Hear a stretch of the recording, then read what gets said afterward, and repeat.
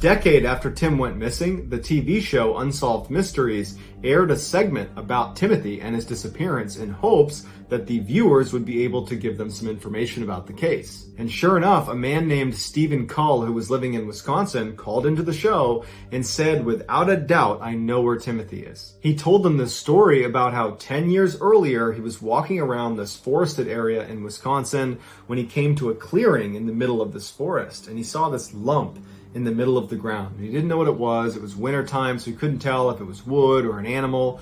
And he walked up to it and he looked down and he realized it was this huge block of ice. And when he brushed the snow off the top, he couldn't believe what he was seeing. Inside of this huge block of ice is the dead body of a young man. Cull would immediately call the police, who would show up. They would get the body out of the ice, but there was no identifying information on him, and he was very badly decomposed at this point, and so they had no way to identify him, and so he was buried and he was unclaimed. But from the second Steve saw that dead body in the ice, that image was seared into his mind. And so when the TV show Unsolved Mysteries put a picture of Tim up on the screen saying, "If you've seen this guy, let us know," Steven's like, "Oh my gosh, I recognize those clothes.